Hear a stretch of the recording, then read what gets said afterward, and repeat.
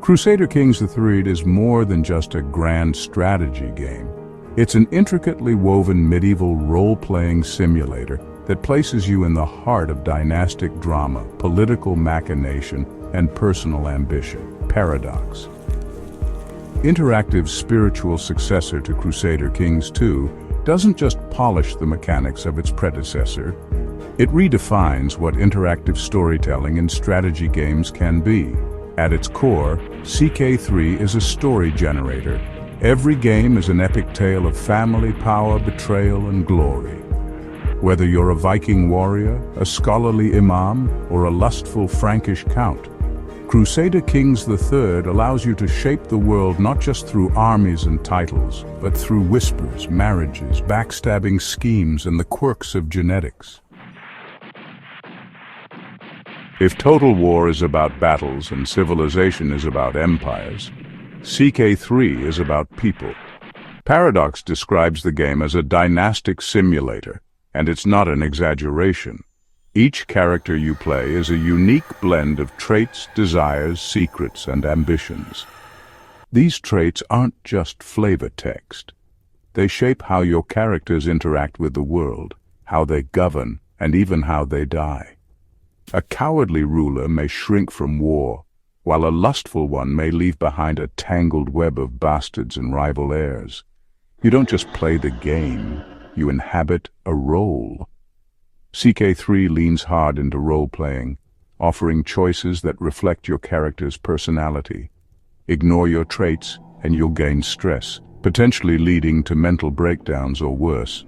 Indulge them too much and you may become a tyrant or a corpse. The Dynasty system is one of the most compelling elements of CK3. You're not merely building an empire, you're crafting a lasting legacy. Dynasties now have renown, which serves as a shared pool of prestige that grows across generations and branches of your family tree. You can spend renown to unlock dynasty legacies, specialized perks that give your bloodline unique traits or abilities. Want to breed a line of genius, beautiful giants? CK3 has you covered. But these legacies aren't earned easily. They take decades or even centuries of careful planning and gameplay. Players often become deeply invested in their dynasty's story, forging narratives like the House of Giants, the Peacemaking Khans, or the Bastards of Burgundy. New cadet branches make the dynasty system even richer.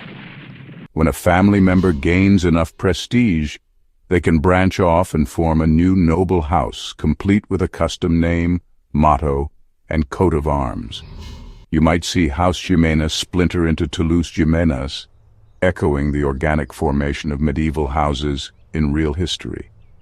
These cadet houses still contribute to the main dynasty's renown, but they'll pursue their own goals, often clashing with your own. Combat in Crusader Kings III is meaningful, but it takes a backseat to political manipulation and diplomacy. War is expensive, and a single bad battle can cost your realm dearly. Success often comes down to proper alliances, powerful vassals, and knowing when to fight and when to scheme instead. That doesn't mean war isn't fun. The system is vastly improved from CK2. Armies are led by knights, powerful characters whose martial prowess can swing battles, and composed of men-at-arms regiments that you carefully recruit and specialize. Terrain, commander traits, and supply lines matter, but this isn't Age of Empires. Battles are abstracted, and the real war is usually happening in your council chambers or your vassal's bedchamber. Intrigue is where CK3 truly shines. You're always surrounded by potential threats, siblings with claims, disloyal vassals, ambitious spouses, or scheming courtiers.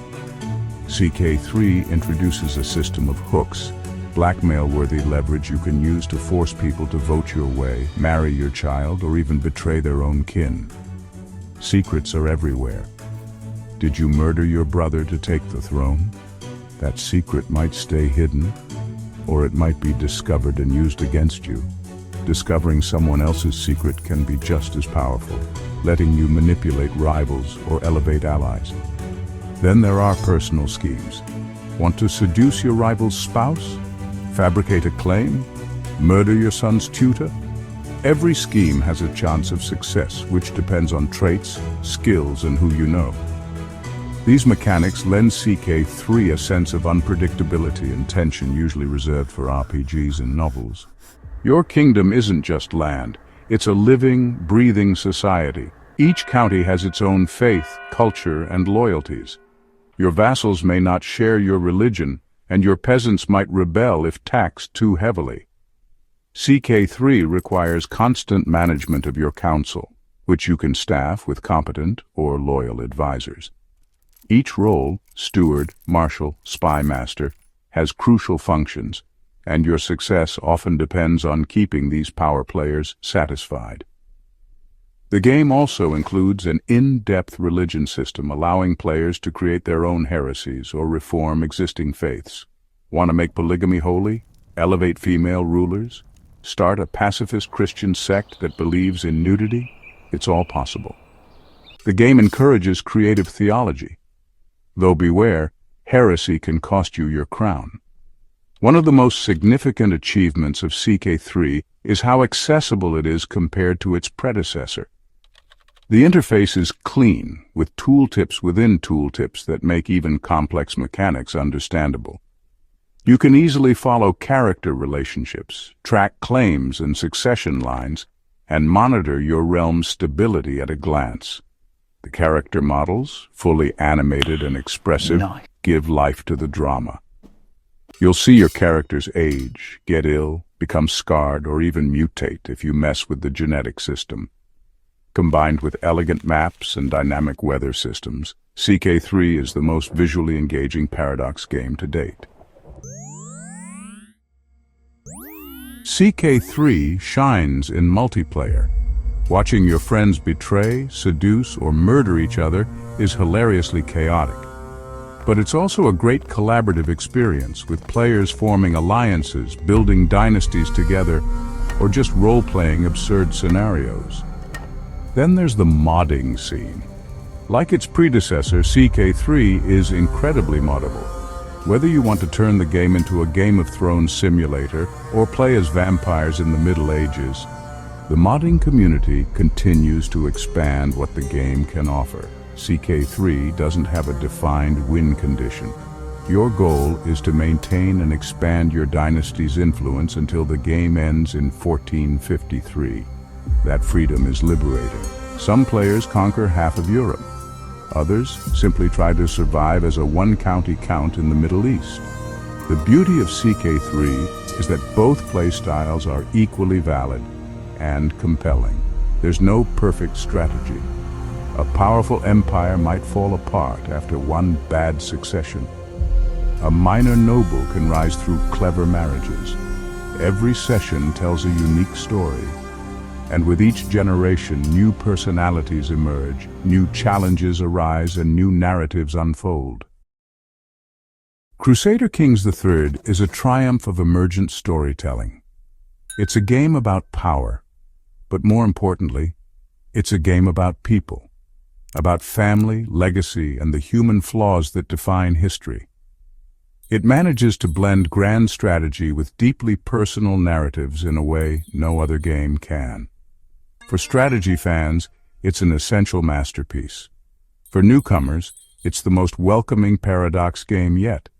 For storytellers, it's a playground of limitless tales. This isn't just a game. It's a medieval soap opera where you write the script. Whether you're leading a devout and noble dynasty or spiraling into a lineage of backstabbing, incestuous tyrants, Crusader Kings III gives you the tools to live out your medieval fantasies and nightmares. It's a game of drama, legacy, and the chaos of human nature, wrapped in a deep and endlessly replayable strategy sandbox.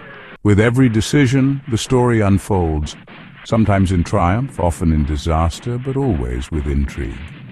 From the smallest Irish petty king to the caliphs of the Islamic Golden Age, from the snowy mountains of Scandinavia to the bustling trade routes of India, CK3 allows you to become a legend, or a cautionary tale.